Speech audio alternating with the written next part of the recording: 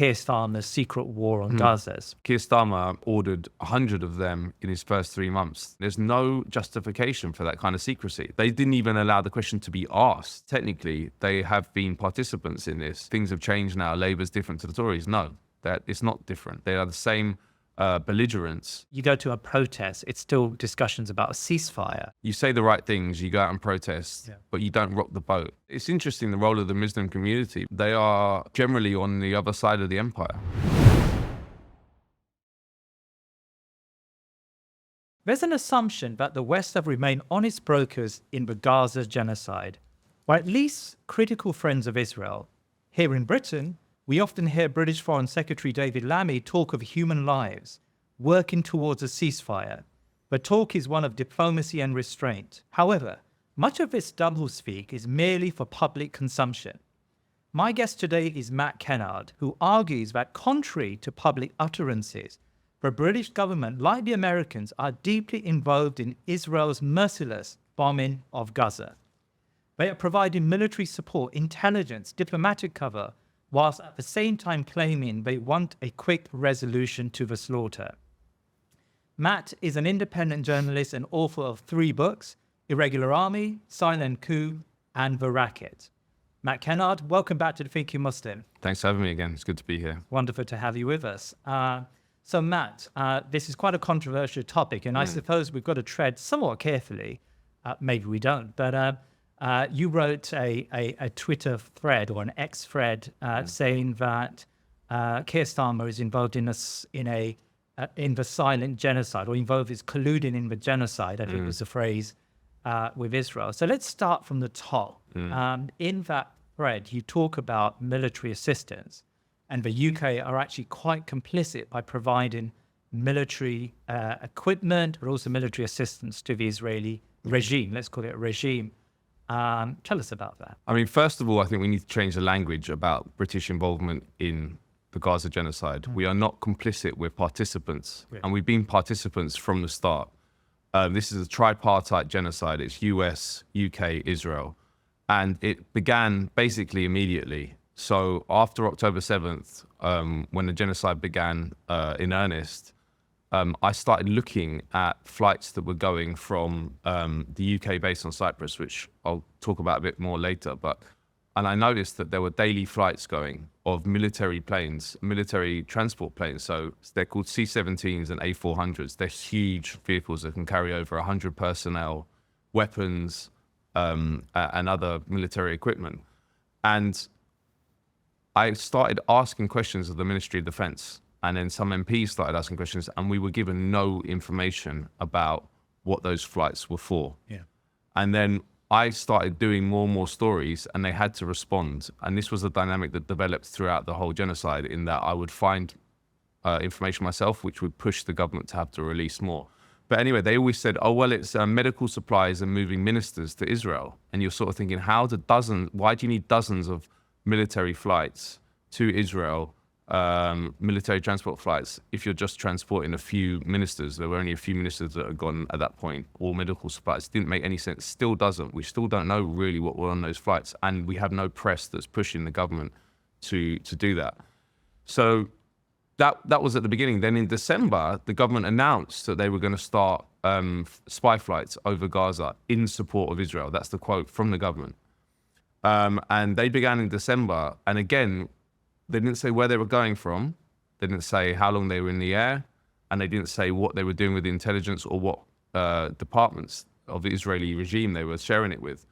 But I, again, independently found how many flights were going, and it was often 2 times a day. And these are flights that are going in the air for 6 hours over Gaza, collecting intelligence the whole time, and then sharing it with the Israelis, and we don't know how that's being shared. So I did that story as well. And then later on in the genocide, there was a leak in the New York Times. Interestingly, the New York Times, it wasn't a UK paper, because nothing has been revealed. And when I say nothing, I mean nothing. Nothing has been revealed about the UK role in this genocide, the UK participation by a UK newspaper. It's bananas. Even for someone like me who expects the UK media to effectively work for the government, which they do 99% of the time, I've been shocked that there's been no interest.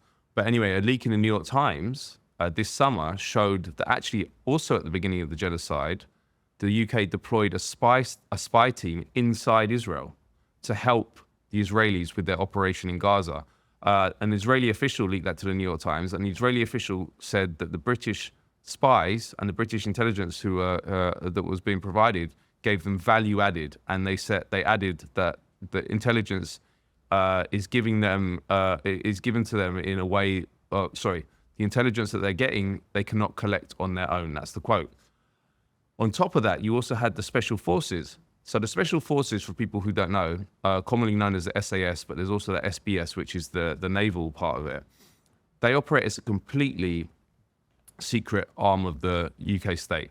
You cannot get any information, even more secret than the intelligence establishment, which is pretty secret itself. But anyway, it was leaked to The Sun, again, early in the genocide. On October 27th, there was a story in The Sun where it said the SAS is deployed again to Cyprus for Gaza hostage operations. They said but that's what they claimed. And they if the British government is ever pressed, they always say it's to do with hostage rescue. So they said the SAS were deployed. We have not had a single piece of information about what the SAS have been doing over the past year since that article, because the following day, October 28th, the UK military sent out a D notice to every media editor saying, do not publish any information about the UK Special Forces in Gaza. What's a D notice? Yes, so a D notice is important. More people should know about this. So there's a system that the British establishment and the UK military has operated for decades called the D notice system, whereby there's a committee that's run by the UK Ministry of Defence that meets every 6 months at the Ministry of Defence in London. Senior intelligence and military officials meet with a small collection of journalists, and they basically decide what they can and can't publish in the newspapers. Wow. Another function of this committee is that they send out what they call advisories, where they set, if certain information comes out or potentially could come out, they send out an advisory to editors saying, please don't publish that information. Now, they say it's voluntary, but it's not voluntary because there are enforcement mechanisms. They also say don't publicize these D notices, so that there must be a lot of D notices that we never know about. The only reason we know about that D notice that was sent out about Gaza and the SAS on October 28th is because the Socialist Worker Party newspaper, which is a weekly newspaper read by not many people, but they received the D notice and they exposed it. They're the only newspaper that exposed it. That's the only reason we know. And as I say, the editors and the journalists have all acceded to that request from the Ministry of Defence not to publish any more information. Now, this is really important because you're talking about a country that has been investigated by the World Court for genocide and has been taken over by South Africa, who's now been joined by a bunch of other countries. Is also the ICC chief prosecutor, Keir, is seeking arrest warrants for the Israeli Prime Minister and his Defence Minister, Yoav Gallant. So the legal process is in train to prosecute this country and these ministers for their role in the genocide. If the SAS has been on the ground in Gaza, which might have happened, we don't know again, then that makes those people complicit and participants in potentially a genocide case and ICC case. So it's very, very important. We don't know. My work on the SAS and the Special Forces would indicate to me that they probably aren't on the ground in Gaza and probably haven't been, but they have an advisory role with the Israeli military. This is what we often do around the world. We send Special Forces advisors and they confer on different operations. In the case of Israel, their operation, the ground invasion probably in Gaza. But again, participation is not complicity. So we need to know that. So there's a whole panoply of different elements that the British have done from the start to support and participate in the genocide. We don't know half of it. That's also important to say, because as you say, the tweet thread that you mentioned at the start was based on recent parliamentary questions asked by a variety of MPs and Lords about the specifics of UK support, and nearly all of them were rejected. So these are just simple things. For example, one Lord from the Liberal Democrat Lord said, asked the Ministry of Defence, can you tell me if Britain is providing intelligence to Israel for the purposes of military targeting? So that should be answered with just a straight no. Yeah. They said we can't answer that. Wow. So we don't know, and likely they are. So, and the other thing is that they're collected. The UK role is important to emphasize is basically an intelligence and logistics role. The arms side of things, which is where most of the media focuses when there is a focus, is not the main part of UK support and participation in the genocide. Because if you look at a breakdown of where Israel gets its weapons, it's like 60% US, 30% Germany, and 10% with all the other countries. Britain's not a big player. But where we lead is in providing intelligence. We're the country sending spy flights over Gaza twice a day for 6 hours in the air. We're the country giving that intelligence to Israel. We're the government allowing our base on Cyprus to become the international hub for supporting the Israeli genocide with weapons, personnel, spies, whatever it is. RAF Akrotiri on Cyprus has become, became early on in the genocide, the logistics hub, but we should talk about that more extensively a bit later on. Yeah. So there needs to be pressure on the government to reveal the specifics of our participation. We know it's happening, and we know we've scratched the surface, but we need to know the specifics, and we need the media to really get on board with that job, basically. So we've got a variety of means by which you claim or you suggest that the British government are helping the Israelis. So we've got reconnaissance missions flying possibly over, or certainly over Gaza. We've got special forces that are potentially advising or even training Israeli troops and advising them on tactics and strategy. We've got planes leaving Cyprus, RAF Cyprus, on a very regular basis. What's on those planes, we have no idea, but those planes, and these are pretty heavy duty planes that are landing in Israel. So it does seem like there's some complicity there. So just picking up on that last point you mentioned, how do we apply pressure, and what type of information are you clearly looking for? Like, what is it that you're trying to substantiate? Yeah, well, in terms of pressure, what I think is important, because you saw recently that the Labour government suspended 30 arms licenses to Israel, which comprised 8% of the total, and we don't actually know what those licenses were for. Right. Importantly, they also didn't include parts for the F-35 plane, which has been used to pummel Gaza. So it was window dressing. But the Labour government only did that because they came under pressure, because everyone's saying, stop arms to Israel, stop arms to Israel. Right. We need that kind of pressure about the intelligence support and the logistics support. That's what we need, whether it be in the media or activists. Activists need to change, I believe, their emphasis onto different elements of the participation. And part of the reason that's not happening is because we have so little information. Right. We should also get the pressure the international legal institutions like the ICC and the ICJ to request information from the British government, because recently the British government came under pressure to say whether they'd share that reconnaissance information with the ICC for their investigation, and they didn't say for a long time, and they recently said we will share it with the ICC. Yeah. But they also need to be interrogated about their excuses, because they always say, like I said with the SAS for hostage rescue, it's exactly the same with the spy flights. They say this is all to do with hostage rescue, and you're sort of like, that can't be true, because even when those spy flights started in December 2023, we had 2 hostages, British nationals, in Gaza. One of them, Nadav Poppenwell, was eventually killed, likely by Israel itself. So now we have 1.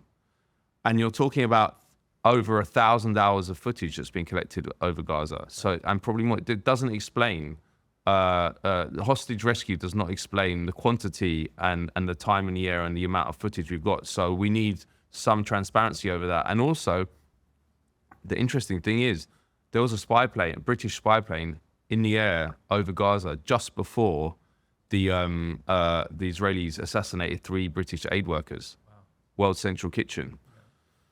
We requested that information from the British Ministry of Defence. They refused to give it, and then we interviewed the families of those aid workers that were killed, and they all said, we demand the UK government gives us that information. There's no justification for that kind of secrecy. There's no justification at all. We also need to know where it's going. That's a very important point, because they say, well, it's only shared with departments that have a role in hostage rescue, but I think that's semantic play, because essentially how the Israelis present their genocide in Gaza is a hostage rescue operation. Yeah. So you could basically include anything in under the rubric of hostage rescue.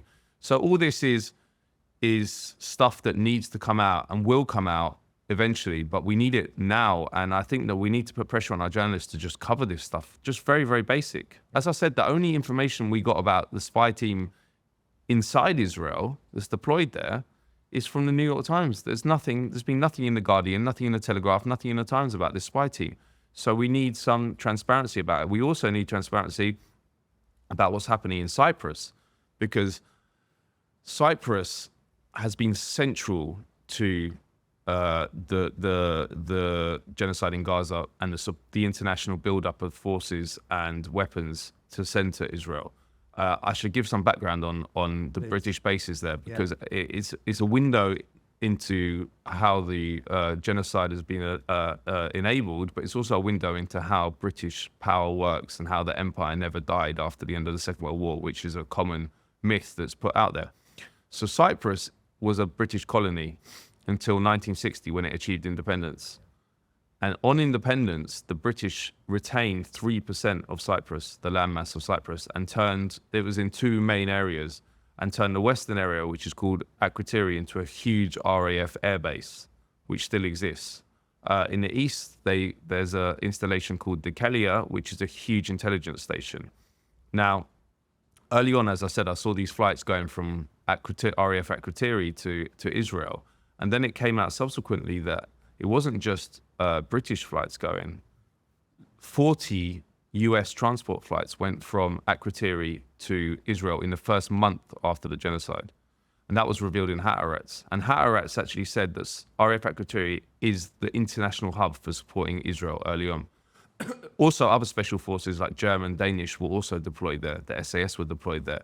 And part of the beauty for the British military and the imperialist class is that it's completely secret RAF Akrotiri. You can't even send a Freedom of Information Act request here about what happens there. Right. Number one. Number two, it's also a US facility, secretly.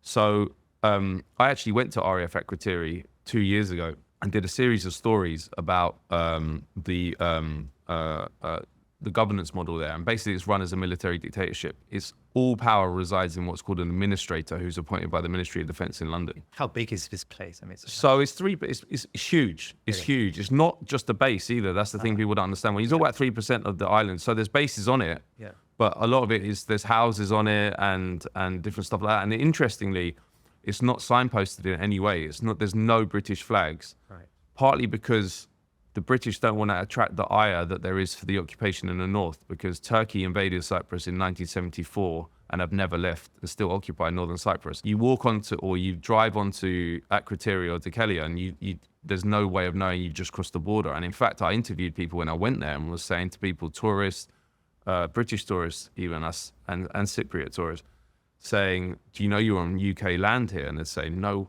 we didn't know that. They're on because there's beaches, there's lakes, there's everything. So it's hugely secret.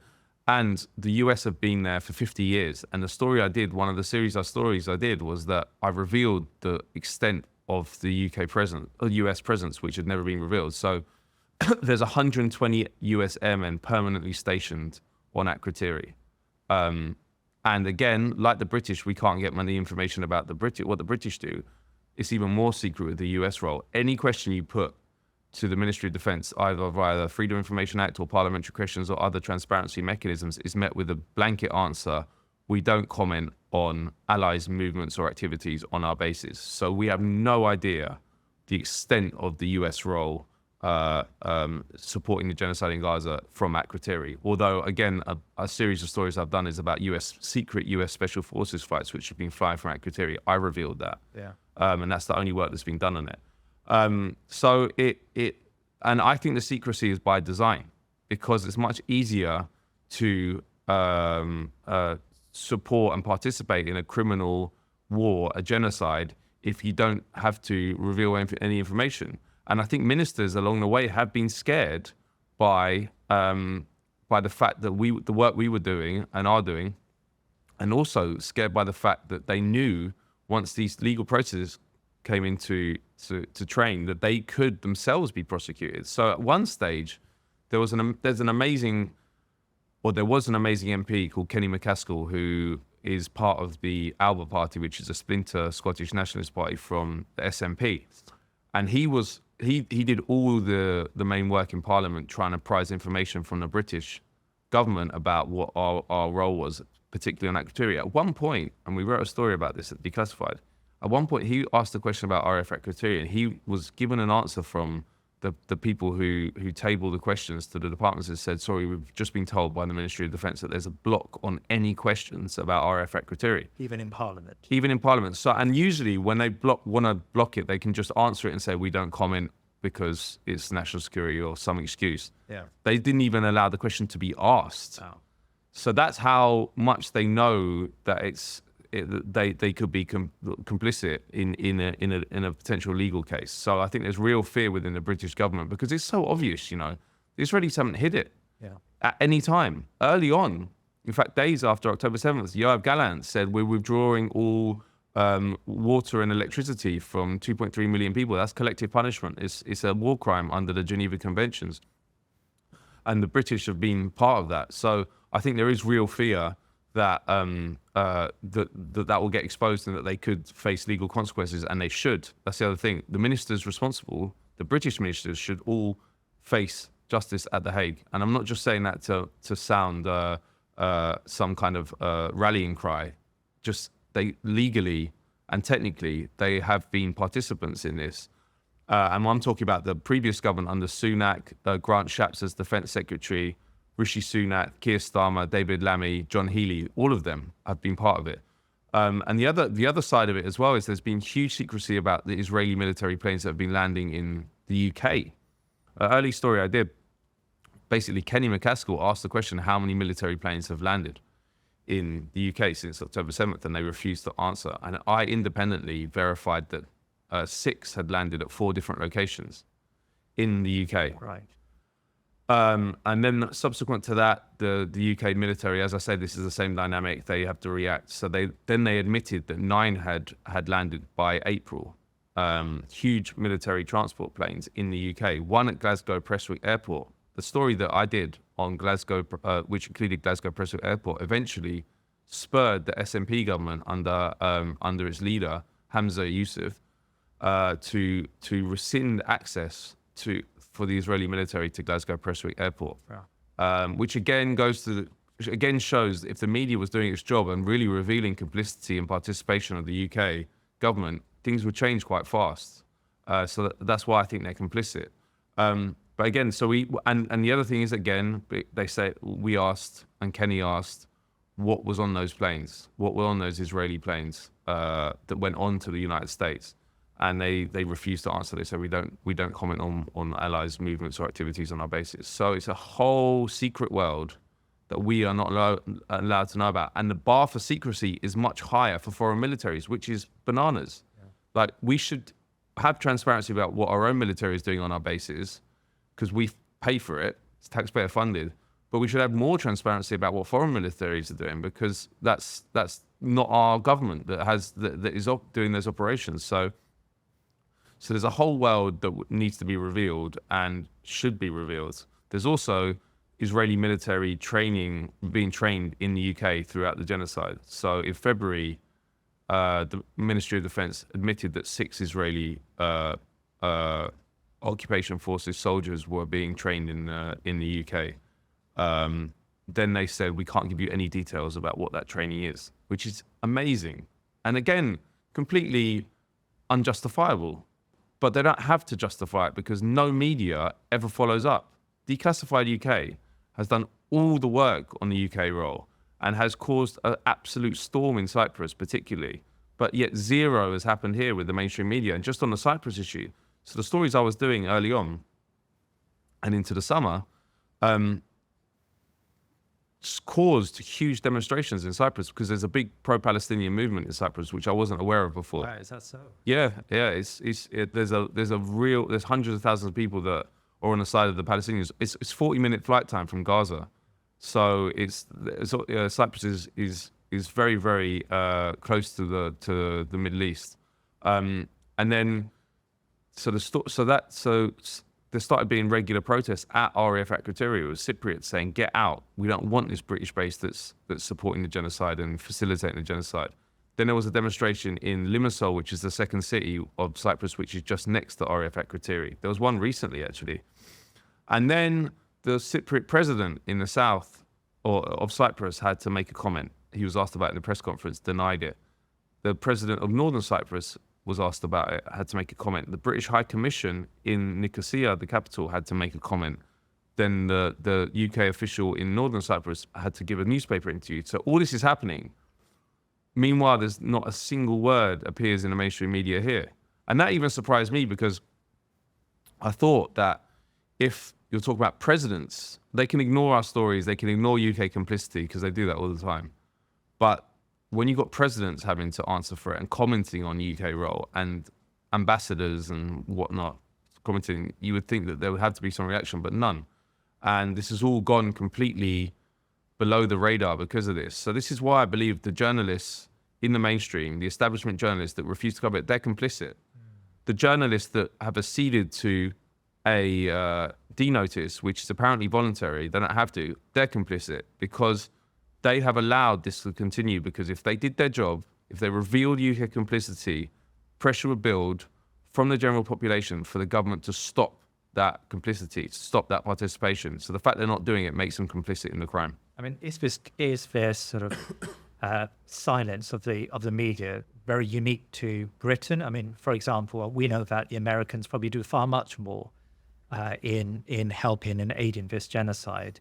Do we see more in the American press about American complicity or American acquiescence with Israel?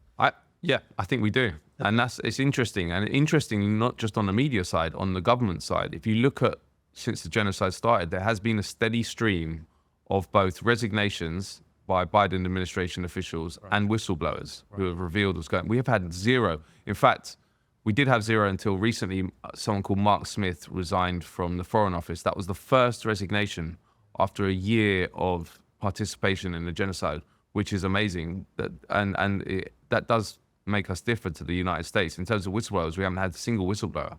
Because as I say, usually in this kind, when you're talking about crimes of this order, like the genocide in Gaza, you'd expect some people on the inside to have some kind of moral consciousness that would make them, even anonymously, leak some information. As I say, we're looking for more information. Zero. I think that's to do with the UK establishment's history, really, and the fact that we have in this country a deference to power that's bred in private schools like Harrow, Eton, which gives our establishment a deference to power which is kind of unique, and also goes back to the empire. You know, all these institutions bred the class of people that manage the empire. So, and you know, throughout the history of the British Empire, they did not think twice about committing genocide against uncivilized, what they called uncivilized groups of people. So, yeah, I think it is different to the United States. And then, obviously, as I mentioned, the New York Times, that article about the British spy squad appeared there. You've had a steady stream of investigations of UK complicity, of US complicity and participation in the genocide in the US that you haven't seen here. And part of it might be state repression, because part of it might be the denotices. Because as I said, there was a denotice about the SAS. There might have been other denotices sent out. We don't know about the spy squad. Could be that they said you can't mention the spy squad. Yeah. And actually, again, a difference with the United States. Most American journalists find it outrageous that the denotice committee even exists, because it's what kind of self-respecting journalist meets with the military and intelligence services is meant to cover to decide what they can and can't print. Like, it happens in the US, but they meet behind closed doors and they're embarrassed about it. Here it's advertised that the denotice committee exists, and the advisories themselves aren't advertised, but they come out eventually. There was another denotice, just a side part of this, there was another denotice sent out soon after Edward Snowden's leaks in 2013, which many papers abided by. and they tried to stop the Guardian publishing, which the Guardian bravely said no, which was the right thing to do. Yeah. But Edward Snowden's leaks, interestingly, have a role in this as well, because the only information we've got about the US intelligence role in Cyprus is from those leaks. And it shows that the National Security Agency, which is tightly allied to the Israeli intelligence community, operates the huge UK intelligence station in Dekelia in the east of Cyprus. It's a huge US intelligence facility. Interestingly, in one of the Snowden leaks, it showed that the British told US spies that were in Dekelia that they had to dress like tourists because they hadn't told that they didn't want the Cypriot government to know that the Americans were working there. Right. So I don't know why we're so uniquely bad now. Yeah. But Gaza has exposed the media for what it is, which is that it's an arm of the state. And I usually say 95, 99% of the time. With Gaza, it's been 100% of the time, which is crazy. And that needs to change. And hopefully it will change as this goes on. And hopefully, in the absence of journalists doing their job, the legal institutions which are investigating will demand these answers, because of course, in a legal process, you also have discovery. So the government will have to reveal stuff that they refuse to give to journalists. And I think that we need to put pressure on the ICJ and the ICC to start doing that to the British government, right? Because they can palm away journalists, but they can't palm away those legal institutions as easily. I mean, that's really, really interesting and actually quite harrowing to hear what's happening here. Now, tonally at least, you've called it, I think, it was Keir Starmer's secret war on Gaza. But, tonally, it seems like there has been a shift since July and since the election of Keir Starmer. And, there was movement on there, and there was movement on tonally at least, more discussions about ceasefires. And one David Lammy always talks about ceasefires, and we're trying to come to a diplomatic resolution to the crisis. From where you're standing, has there been a shift where fits the ousting of the Conservatives and the new Labour government? Well, there has been a tonal shift, yes, on certain things, also the arms licenses. But I think that it's just power politics. It's not anything real, which is shown by the fact that the spy flights that I talked about, Keir Starmer ordered 100 of them in his first 3 months. They carried on at the same frequency. There wasn't, and that obviously that makes that's a much more important part of our role than any kind of arms or anything, and that continued secretly. Right. The arms, why I say it's window dressing, is because, as I mentioned, the F-35, Britain, 15% of the F-35 fighter jet is, which is mainly produced by Lockheed Martin in the US, is produced in the UK.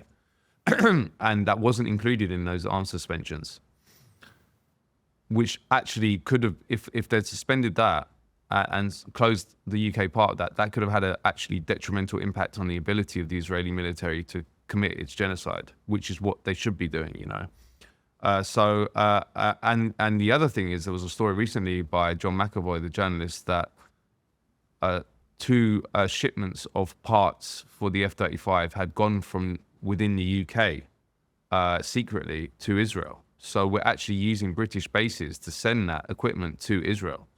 Again, hasn't been covered at all by any mainstream media, which is crazy. And barely any politician has spoken about it. Zara Sultana was talking about it the other day, but that was the only one. Yeah. So yes, and part of it is tonally they're having to respond to the population being against their policy. So it's understood why they're doing it. But if you look underneath the sort of PR, you see that there's no change in the participation and the complicity. Yes. And the other side of this is not just their participation in the genocide and the secrecy around it. The part of it also is a new war on journalists and activists who are trying to disrupt UK participation, and this is very important and has picked up since Keir Starmer became Prime Minister. Just the other day, Asa Winstanley, who's a very respected investigative journalist who's done a lot of work on the role of the Israel lobby in Britain and also the situation in Gaza. He had his house raided at 5 a.m. by counter-terrorism police who stole all his devices, and he wasn't even charged with the crime or arrested, which sounds like something that happens in a dictatorship, but that happened in Britain, in Starmer's Britain. The month before, Sarah Wilkinson, another independent journalist, the same thing happened to her. Yeah.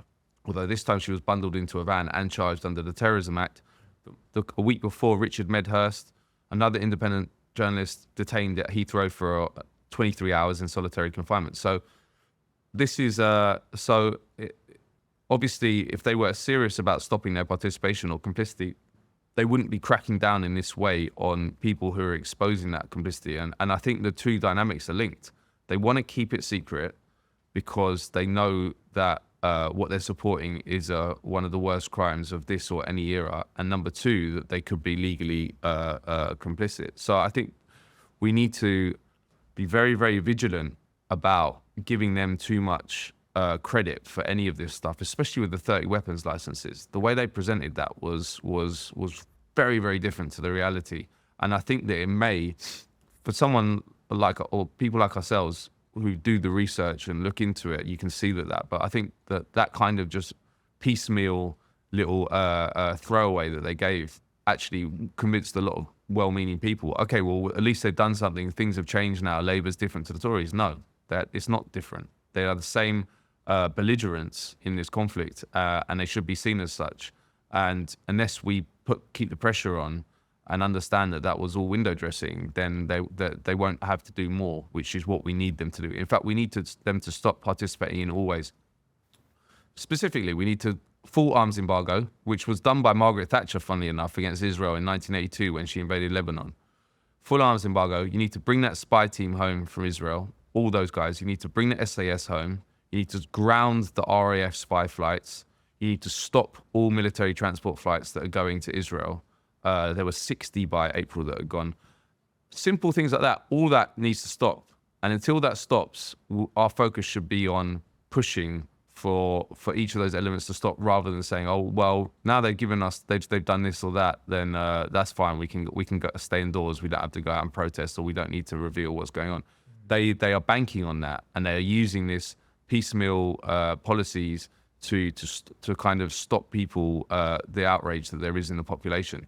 And also now they're having to use, and going back to the domestic repression, part of the reason the UK state and Starmer government is clamping down so hard is because they have lost control of the narrative on Gaza and Israel. I think Zionism is dying as an ideology. Like, it's one of the most heavily resourced PR campaigns ever has been put into the Zionist project, to present it as a progressive force for against reaction, when it's the opposite, when it's a colonialist, supremacist ideology, and has been from the start. People see that now in a way they didn't before. Really, people's eyes have been opened, and the majority of the population want a ceasefire. A majority of the population want an arms embargo.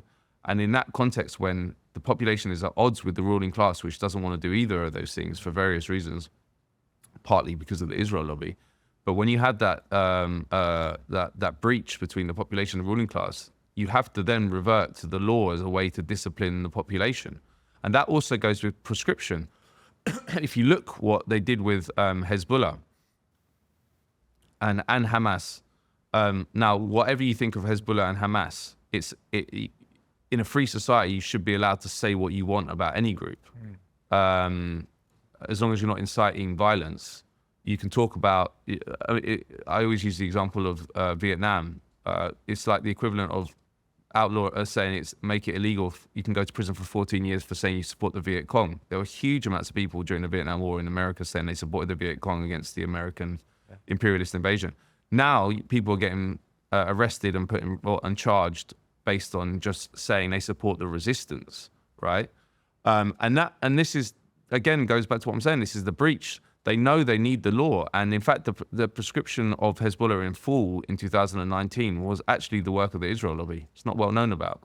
But the militant parts of Hezbollah had been prescribed earlier on. But in 2019, it was prescribed in total. And Stuart Polak, who's one of maybe the doyen of the Israel lobby, he was interviewed and said, he was being interviewed about the potential prescription of the Iranian IRGC, which is like an obsession of the Israel lobby now. They want to get the British government to prescribe that. And he was asked about that, and he said, well, what we need to do is pure lobbying. That's the quote. And then he was said, with Hezbollah, it took us ages. The us being the Israel lobby, effectively. But I don't think it's going to work, because truth is gushing out now, and they can't stop it. We've got social media. We've got people who are equipped with a bravery they previously didn't have because of what they've been watching over the past years. Yeah. And it's a deluge. And they can use the law, but they can't put thousands of us in prison. They can't. So, and I think we've reached that momentum now where they are basically there's a sinking ship, and they're having to like put little plasters on all the bits. But in the long term, Zionism's dying. People have seen too much, and I think that's a great thing, because it's taken too long. 76 years of brutal occupation, of massacres, of colonialism is too long for people to wake up to the reality of it. We shouldn't have taken the genocide in Gaza, and also the cost has been way too high for this realization. But 40,000 dead. That figure has been there for months now. And Lancet has said it's probably closer to 200,000.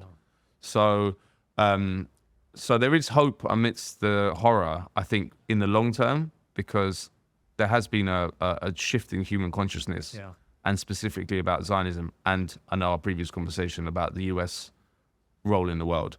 But I think we're going to see increasing amount of repression in the interim, because they're trying to stem the tide. They're trying to stop this kind of tidal wave of awakening. So let's talk about those leaders, because of course in a functioning democracy, you would have the media and you would have parliamentarians that will be holding the government to account. But it seems to me that very few journalists are doing that, and very few parliamentarians are doing that, right? We have a few exceptions, but generally speaking, they're colluding with the British government, or hiding or silent about what's happening in Gaza. We've then got the population, and within the population, we've got the activist base. And it just seems to me that at the moment, maybe the activist base has lost its way. I mean, you go to a protest, it's still discussions about a ceasefire. And of course, that's all well and fine, but that doesn't put pressure on the government in the way you're suggesting, where you're specifying how the government is colluding with the Israelis, and you want to focus on that, on those ways of collusion. I suppose my question is, how can the activist base reset itself so that it's asking, you go to a protest, which we all should, and you listen to a speech, and it's still the same speech that was given back in October, right? Yes. Where we should be specifying even what you suggest there in terms of the solution. I haven't actually heard that from a parliamentarian. Yes, Zara Sultana has talked about weapons. She's probably the best when it comes to, expressing that complicity. But I haven't seen that level of specification. How do we go from here? That's, I suppose, my question. Yes, and it's a very good question. And you have to understand that the whole infrastructure that's been built up for 40 years, even in the pro-Palestinian solidarity community, is basically to keep the issue on life support. You say the right things, you go out and protest, but you don't rock the boat, because essentially, I mean, you could come up with theories about why that is. Is it controlled opposition? Well, also, there's a whole ecosystem, and this doesn't just operate on Palestine. It operates on every issue with the NGO, the civil society community. You have funders. You have people who are careerists. And often the incentives are to just keep the issue on life support. Yes, you produce a good report, you do a nice protest, but essentially your goal isn't really to change the situation on the ground, which is what we need now. The situation is too critical. It was before, to be honest, but now, and I think that Palestine, you can be specific about it. The Palestine solidarity movement has been going for 40 years in this country. Very little success to show for it. As you say, protests, great. I've been on a lot of them. But it's not having the desired effect. It hasn't had the desired effect. And then you look at a group like Palestine Action, who came onto the scene 4 years ago, and they're having win after win after win. They're shutting down the factories of death being operated by Elbit Systems, Israel's largest weapons company in this country. They are having a huge impact with their actions. This is a direct action group. Direct action. Yeah. And they got 17 political prisoners in UK prisons now. Yeah. And there's talk, they want to, I mentioned prescription. John Woodcock, this government advisor on extremism, or so-called government advisor, he's backed by the Israel lobby and weapons companies. So he is the extremist rather than being an advisor on how to combat extremism. But he's argued that Palestine action should be prescribed. And why is this? Why are they so scared of Palestine action? Merely because they are having an impact. And all the other Palestine solidarity groups, a lot of them do great work. But there's none of that government crackdown on them because basically they're not having an impact. And we can't, the situation is too serious now. We're talking about 76 years of this occupation, this colonial occupation and massacres, and now a genocide. We have to look at the situation soberly and say, what is going to work to stop this? And Palestine Action, I think, have the answers. I think they're the only people that have risen to the level that we should all rise to as moral human beings in the face of what we're seeing. Shutting down weapons factories. The other point of it is it's not just about Palestine. Their activity in this country has civilized Britain. How have they done that?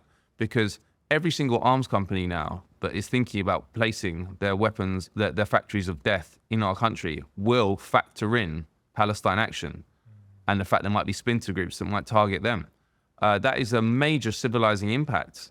We have been freed, in the long term might be freed from these horrific institutions that make money off war and make money off genocide and make money off bombing kids.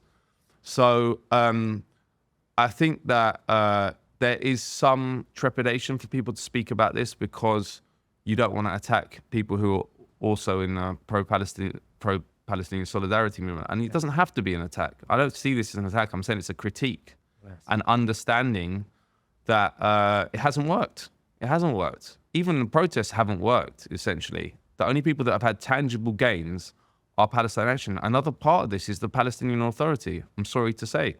This is an institution that came out of Oslo peace process and ostensibly is a pro-Palestinian institution, but effectively works often as a subcontractor for the occupation forces and was designed like that. And to go back to the British involvement in the genocide in Gaza, the UK has 7 senior military personnel permanently deployed in Ramallah, training the security forces of the PA. Now, do you think, as I've told you, the UK are participating in a genocide of the Palestinians, do you think those UK soldiers are there to train the PA forces because they want to end the occupation? No, they're there because they're part of the imperial tapestry, which is enforcing the occupation, and they want to create a force which can dampen down on any real dissent which might upset the continued occupation. So we need to be clear about what the PA's role is in all this. And again, it's hard to divine often because, yes, they say the right things about like the genocide and they say the right thing about the occupation. But underneath the rhetoric, what are they actually doing? Abbas has previously said security cooperation with Israel is quote unquote sacred. And you see them cracking down on dissent in the West Bank against the occupation and the genocide at different points. So we need, and this is all a process of normalization as well. And everyone's involved, even medical aid for Palestinians. And again, I don't want to criticize them because they do a lot of great work, but I was looking into what they do. And they take MPs to Israel and the West Bank. And what do? They arrange meetings for them with the Israeli Foreign Ministry. Yes, they arrange meetings for them, and then the PA, and maybe some local communities and stuff. But the point is, it's all about normalization. This process is all about making it okay to. You're talking about a criminal regime which is occupying and massacring the indigenous population. And medical aid for Palestinians shouldn't be arranging any MPs to meet with the Israelis.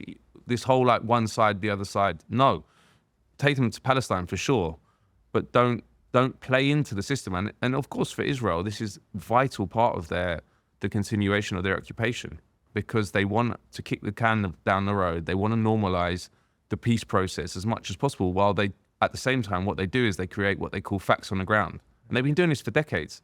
You have all these lovely coexistence meetings. You have all these MPs coming and meeting with an Israeli, meeting with a Palestinian. Meanwhile, you're building settlement after settlement after settlement, which makes the potential Palestinian state you say you support impossible to have. So I think the whole ecosystem, the whole infrastructure is rotten. And actually has been exposed more than ever because of Palestine action. And actually, if you talk to some people within the ecosystem that I've described, they don't like Palestine action, which does not make any sense. Yeah.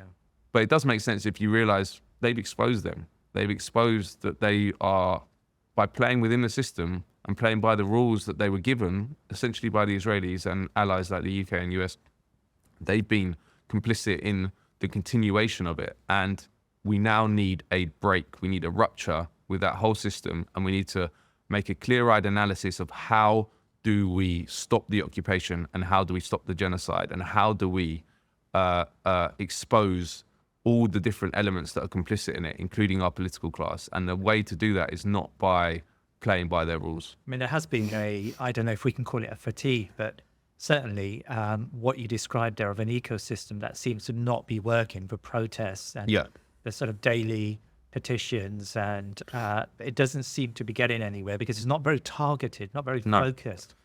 So there has been a fatigue in the general population. Like, how do we release ourselves from this fatigue? I mean, I'm keen to get your views on the student movement in particular, because of course the encampment movement did get somewhere in the last period in summer, but it seems that that's died down as well. I mean, I speak to university students and I get the impression that that fatigue has set in, even in that community, which ideally needs to be quite active. Like, how do we restart? So you're calling for almost a recalibration of how the Palestinian movement should function. Like, how do we do that? Yeah, well, it's a good question. I think that we basically just need, this is a longer sort of process than we have now, and also it needs to be, I don't think I'm best placed to even come up with any ideas, but I think we need to understand that protesting by itself and on the same themes is not working and has not worked, and the Israelis are fine with it. So we need to understand what does work, and direct action is what I believe works. And also, you mentioned fatigue. I worry about this as well, because as I said, I don't think the world's ever been this awake to Zionism, to America, but also to many, many issues, because it's like dominoes. People are waking up to all sorts of lies that they've been told for years. But how do we make sure that doesn't all just evaporate once this genocide is over, which it will be eventually? And I think there's no silver bullet for that. But for me, it's just that the activism needs to continue, and education and physical direct action and encampments. Encampments are great because they are places you can go to, and they're often at places that have symbolism. Like there's one that's just opened at the US Embassy. Okay. Yeah, I didn't know about this. Again, so that goes under the radar because the media don't cover it. I went there the other day. Yeah. And amazing group of activists. And they're happening all around the country. So we need to maintain that momentum. But again, this is a question as old as time, isn't it? How do you affect political change? And how do you sustain the energy that these kind of moments of awakening create? I do think that it's a bit different with Gaza because it's been so long and because it's been so exposed. Yeah. I don't think it can go back to how it was before. I mean, I think this is another thing I've been thinking recently, is like, we need to all accept that we are different now. We're changed. Yes. We are changed, which is not a bad thing. Like, and it's inevitable. You can't see that and not be changed. The question now is, how have we changed, and how can we harness that to help free Palestine? Can I ask, have enough of us changed? I mean, I hate to say this, and it's sort of, maybe you've changed, maybe I've changed. We still feel it very strongly, but the world moves on. We live in a capitalist society where, our lives take over very quickly. And you get that impression that, maybe not, I'm not even saying it in a sort of malicious way, but you get the impression that people have moved on. And it's no longer a major concern in their lives. Yeah, but I don't even mean like they're concerned with this issue. I mean changed on a fundamental level, just our humanity. Yeah. I feel different now. Yeah. And I think, and to go to your question of how many people, I think a lot of people, or people who have been involved, but that's enough. We're talking about millions of people who have been involved in watching this, have changed in ways I don't really understand yet. Yeah. But there's two. So I feel like they've changed personally, but also changed my tolerance for our ruling class has got much lower. Like because of the seriousness of the crime that they've been part of and defended. Yes. Like I can't look at these people now without feeling disgust, because they and also I can't look at them and not think you're all psychopaths, because anyone who's seen, and this is not a Muslim or Jewish issue, this is a human issue. Anyone who has seen what we've seen over the past year, Yes.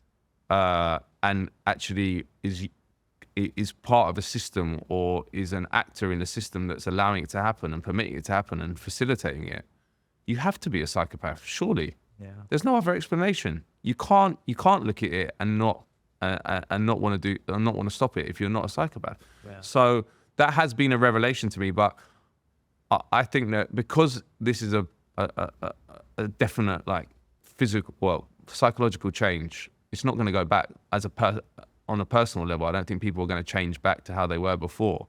But the question is, how have we changed? I don't really know. Like the lower tolerance, yeah, that's the simple part of it. But there's other ways.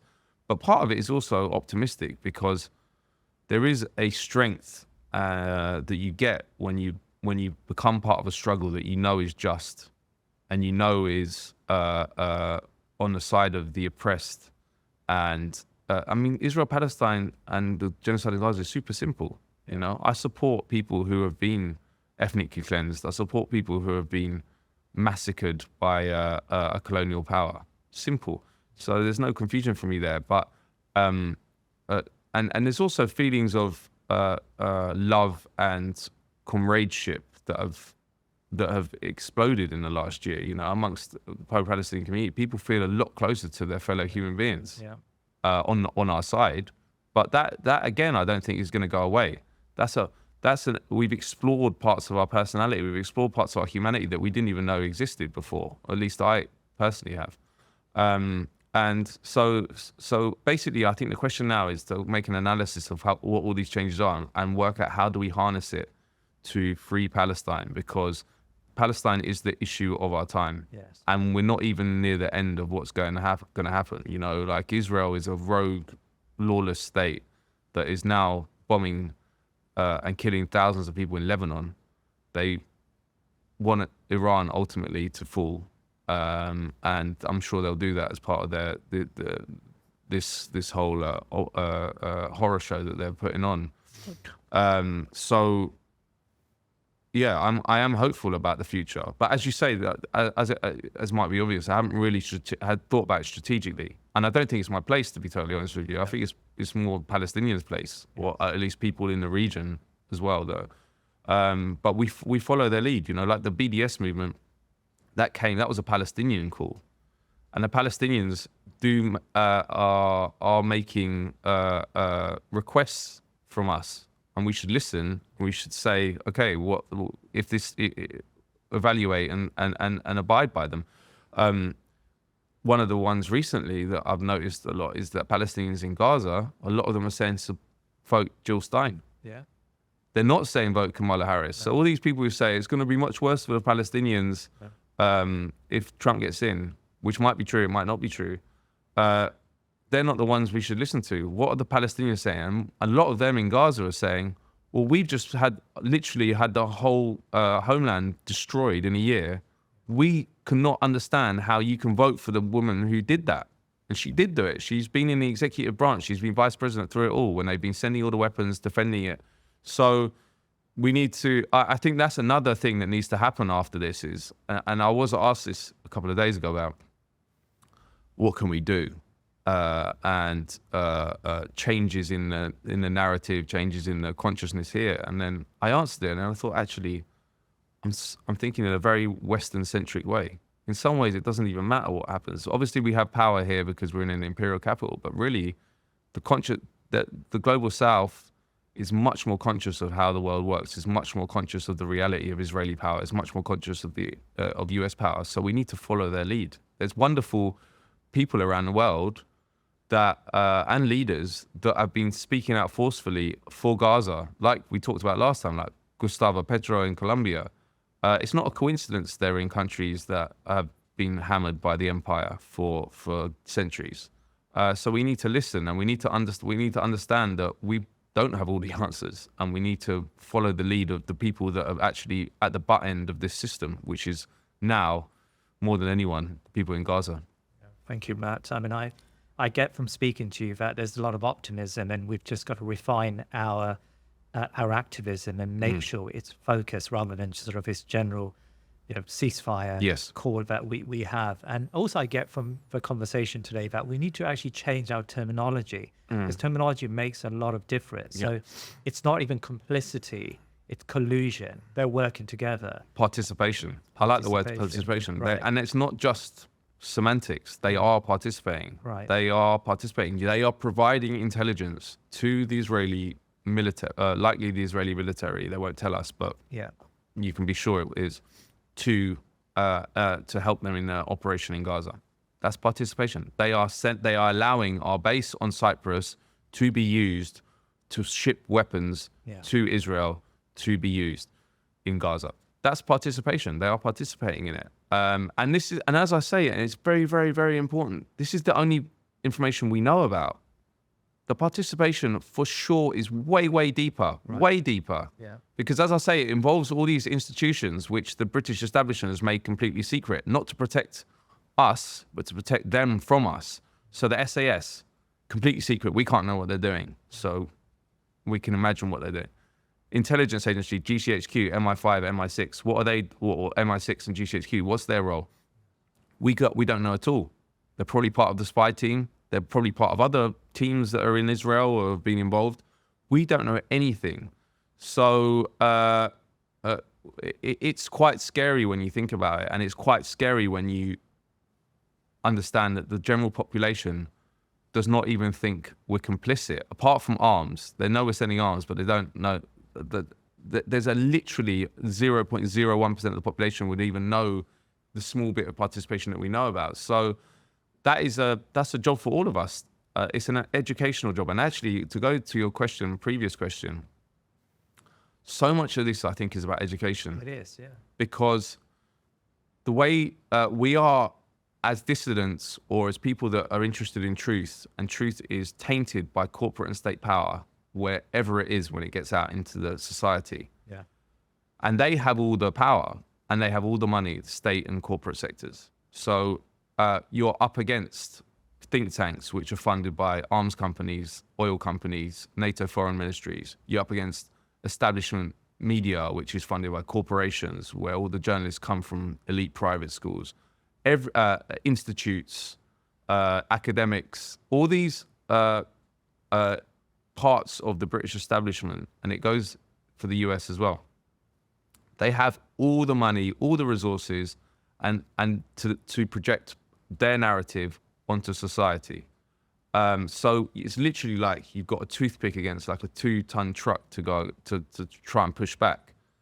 But there's an opening now that I've never seen, because I've been in this game for a long time and saying all this stuff that people call you crazy and conspiracy theorists. Yeah. And I've never seen the openness now to hearing these ideas about the reality of how it's working. So, and I think we need to take advantage of that. And that happens through activism, through educational forums, through talks. Like now I go, every single time I get a request for a talk, I say yes, because I don't enjoy them that much, but I feel like it's so important, and that's how we do it. And education is the way forward. But on that topic, I mean, lots of Islamic societies and Palestinian societies, their members will be watching the Thinking Muslim podcast. I mean, you're happy to be invited on to? For sure. Yeah. Yeah, and it's interesting the role of the Muslim community because they are, through a confluence of historical factors, they are generally on the other side of the empire. Yeah. Not just in Gaza. Yeah. If you look at Iran, if you look at East Asia, Syria, other places, they are there is a special role now for the Muslim community, and I think the Muslim community's eyes are open maybe more than any other community. I think so. Because the victims of imperial crimes understand them much better, you know. And the other thing is, I think maybe related to that is the repression of the Muslim community even within the West itself, which is, I've never seen anything like it up to now, you know. Like you got Donald Trump, obviously, in the United States, but here Tommy Robinson, and what you can say about Muslims now is akin to how Jews were treated in the 1930s by the British establishment. And you could read in the Daily Mail outwardly anti-Semitic stuff. Now you can read Islamophobic stuff every single the tabloids, you can read it every day. So that gives the Muslim community an understanding of societal forces that you don't have if you're at the top. People don't have that at the top because their incentive is to imbibe all the bullshit theories that they're fed to justify the system. When you're on the other end of that system, you have an understanding, and you see that. I've done a lot of reporting around the world, in the Middle East, but also other places. And when you're talking to peasants who are at the sharp end of the corporate system, which is something I've looked into a lot, they understand how it works a lot better than if you go and talk to a lawyer in a top firm who's working for a corporation, because they just can spout the theories, whereas the people on the ground have had to learn the system from the reality of how it operates on their land and with their resources. So yeah, and I mean, I think this has been the case for a long time with the Muslim community. I think it really happened with the war in Iraq, right? Yes. After September the 11th and then the build up to Afghanistan and Iraq, like there was a big shift in the Muslim community and into politicized, and that's been accelerated by the war in Gaza, and also the links with the left. You know, Stop the War Coalition was was a pioneer in this, in that they involved a lot of Muslim groups, a lot of left-wing groups, and I think that's something we need to cultivate because interests align, truth aligns, you know, and there is hope, you know, like there is no reason that the Muslim community should be seen how it's presented in the media as reactionary, as medieval, or whatever, you know, these racist tropes that you come out with. Yeah. The reason much more for the Muslim community to be anti-imperialist, to be against the exploitation of their people, which is what's happening, and they are at the butt end of it. Matt Kennard, it's always a pleasure, but thank you very much for your time today. Thank you. Thanks for having me. Thank you. Please remember to subscribe to our social media and YouTube channels, and head over to our website thinkingmuslim.com to sign up to my weekly newsletter. Jazakallah khair.